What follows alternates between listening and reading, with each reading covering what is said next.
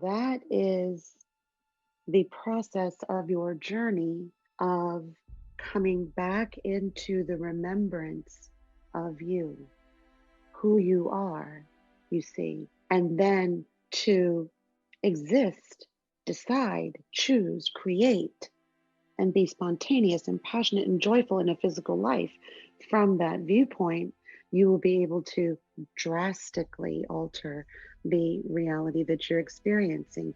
Or for some of you, you may just simply want to make a few nips and tucks here and there. However, the understanding will be the same.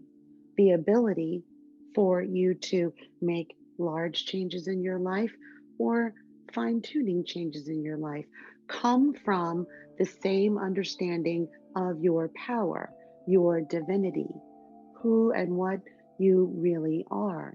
Then we talked last week that the consideration of the thoughts that you can have about your world and everything in it being good, the understanding that all that is did not create evil, then making the next step in that thought process and understanding that everything in the universe then is good.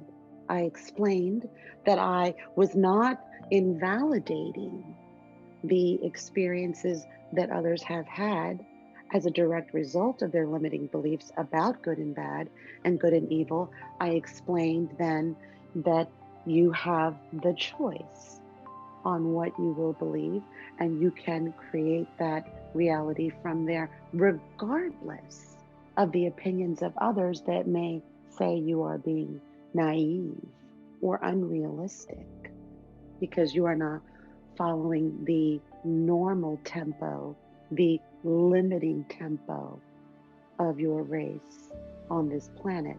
Although it should be said that that tempo is changing, as I am sure some of you have observed.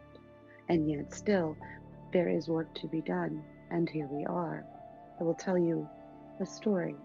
There was a young person in his 20s, we will call him William. William understood that he had the abilities of the divine. He understood that because of that, he himself, his existence in this physical reality was unlimited, and that meant that he literally could create whatever he wanted.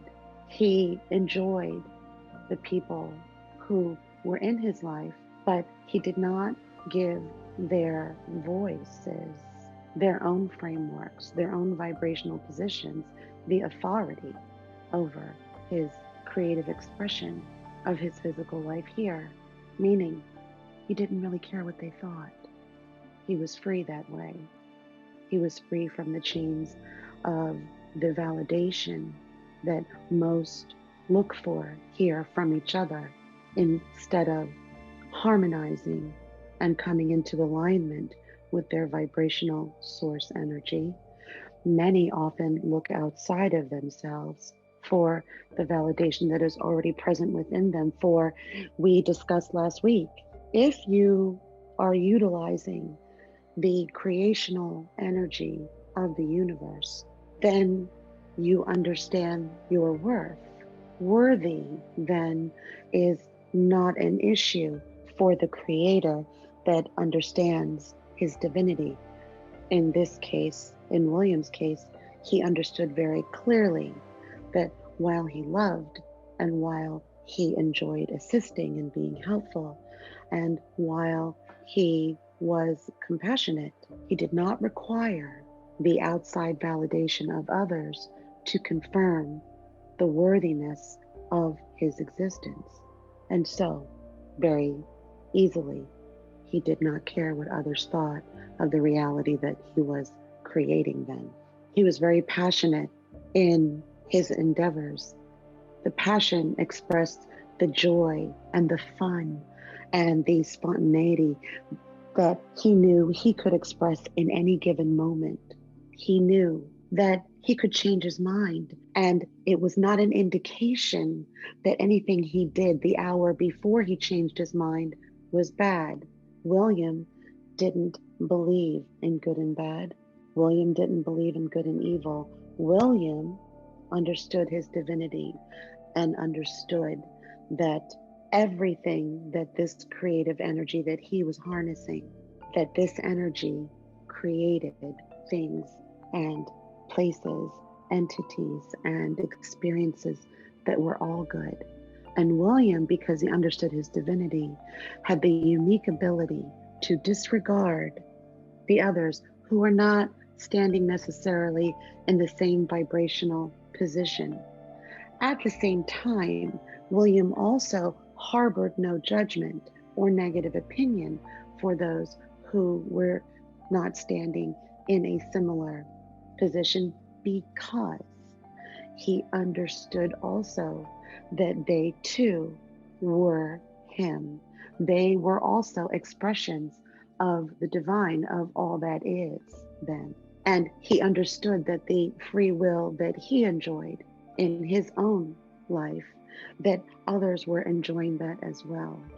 And he appreciated that while they were all different, as it was meant to be, that was not necessarily a requirement for him to feel the appreciation of their existence, for him to understand that they were also this creative force expressing itself in various different templates, and yet all on a similar journey then to remember who they were as he was attempting to do as well, and to come back into that alignment while in physical body so that they too could play, so that they too could have fun, so that they too could enjoy themselves, just as he was learning to do more and more by embracing his divinity, by being comfortable with his power, by focusing conscious thought every day that acknowledged his God force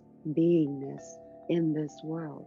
And this is the journey that we will be embarking on over the next several weeks. The reiteration of your divinity from various viewpoints so that you will create the habitual focused thought then in your own minds of who and what you really are. So that you, as you are observing someone or something, your first inclination is to want to view it through the lens of a divine being. How would your soul look at this? And a practice that you can utilize is to ask a question. How would my inner being, some of you call it inner being, I call it a soul. How would my inner being look at this?